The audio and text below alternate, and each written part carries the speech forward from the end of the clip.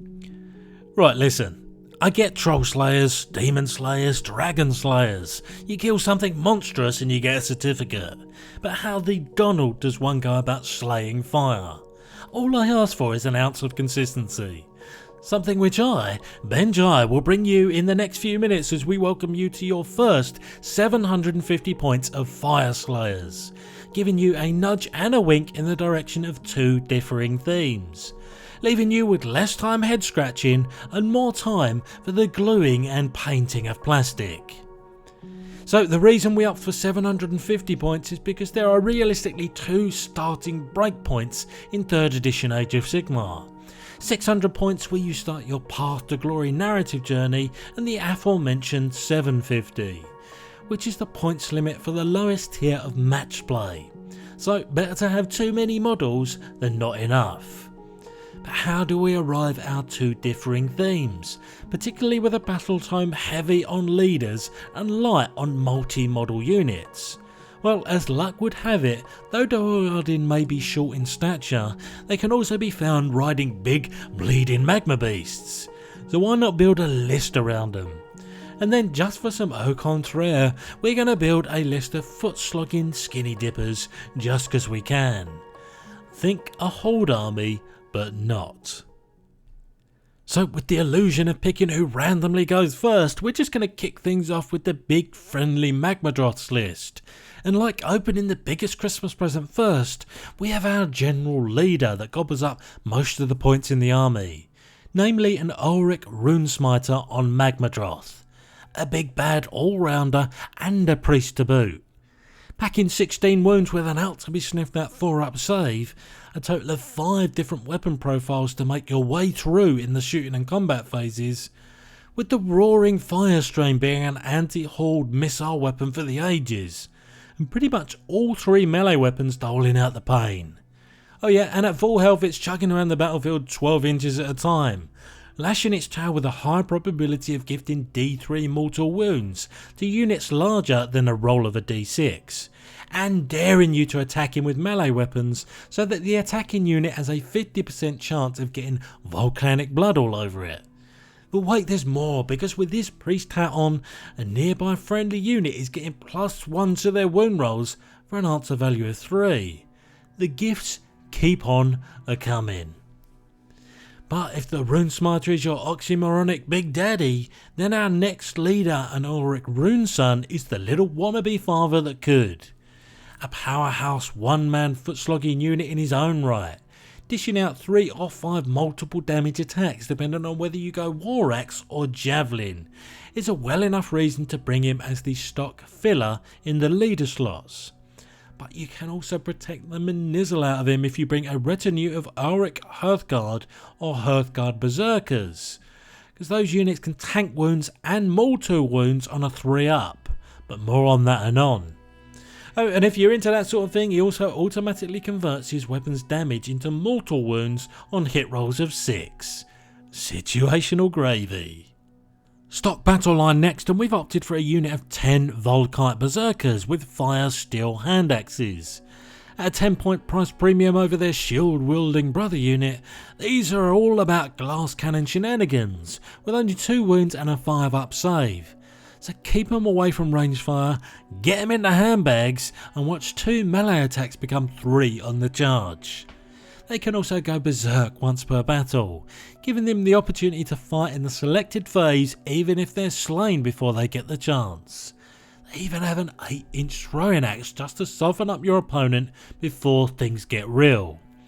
As rank and file as rank and file gets.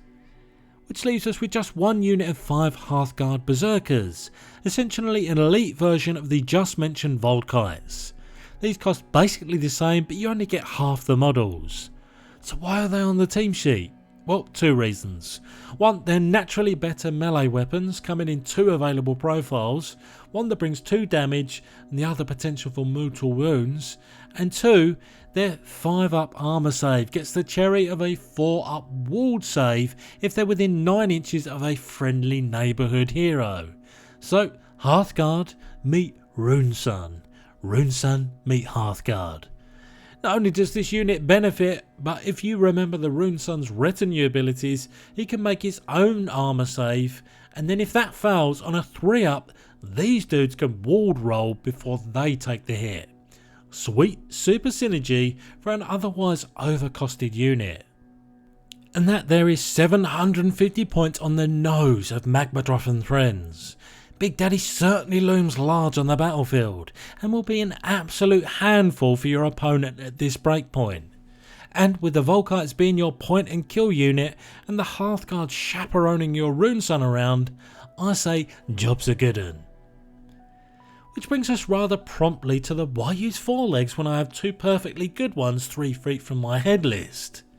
First up we have our highest pointed leader, a Battlesmith, who on the one hand is a vanilla foot slogging beatstick with a fairly average 5 wounds, 4 up save and 4 2 damage attacks for when things get up close and personal. But there is no pistachio or caramel in this ice cream. But as hero totems go, he has some quite stupendous support abilities. First, all Fyreslayer units within 12 inches get a 6-up ward, which can be upgraded to 5-up once per battle to a unit you really want to survive.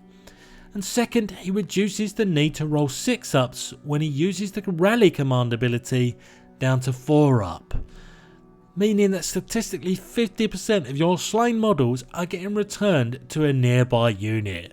Pretty sweet.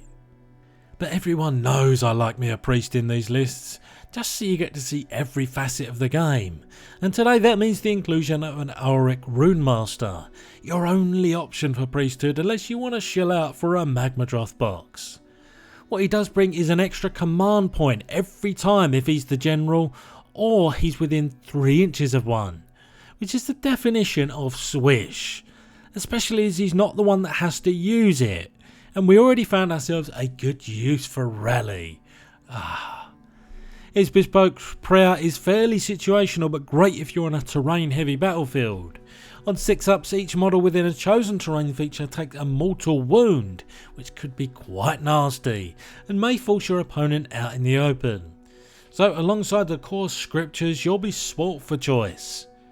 Believe it or not, he also has the obligatory throwing axes and is at least competent in melee as well, especially if you luck out on his D3 damage rolls. And then there came the battle line, and I'm actually devolving some choice to you, dear listener. On my army build I have one reinforced unit of 20 Volkite Berserkers with Fire Steel hand axes. Now we've already talked about what they're capable of, and the reason we're considering a blob of 20 is because that 4-up rally command ability and the ward rolls the Battlesmith brings, both of which would be very helpful in a unit such as this. That being said, if you're worried about ball coverage, then it's no problem whatsoever devolving this to 2 units of 10. One or both are still going to get some protection from their leaders at points during a game. That then leaves us with the final unit of the day, and I'm ashamed to admit at this point that we've leaned heavily on the Vanguard Start Collecting Fyreslayers box set, because we're bringing a unit of 5 Ulrich Hearthguard. Now I wasn't super enthused about including these as they're a little bit stuck between a rock and a hard place. Competent at medium range but inferior pound for pound than any of the Berserker choices we talked about so far. That being said, they'll be flexible. They'll be able to pepper enemy units with magma pike shots and throwing axes, and they provide a small nerf to an enemy unit's movement on a hit roll of 6 when attacking with said pikes. So there's some good, some bad, some necessary in order to round out this list as efficiently as possible. And that's what 740 points of anti-public transport Duardin looked like. 27 models of stocky plastic. And this is what foot slogging synergy should be about, and that choice of differing battle line units counts provides for a scalable solution to whatever problem you may be going up against. Either way, it's most definitely a front foot build, despite its limited mobility. In terms of cost, it was more than inevitable that taking advantage of the sexy savings from the Vanguard Start Collecting box was going to mean, even with the extra models in the foot slogging build, we were going to be paying less, and that turned out to be very much the case. Still, you're paying more than half of what's on screen for the Magmadroth and the other Auric leader for the other list. So in terms of massive models, this is kind of what you expect. Still, that's two lists that once again fit a slightly different niche, and in a battle tome that doesn't make that the easiest thing to do. If you don't fancy tackling humongous models to start with, then you've got a secondary option that's short in stature but chock full of Zerkin. Alas, this has been the guide to starting your Fyreslayers army. I have been the voice in your head, and this video has ended.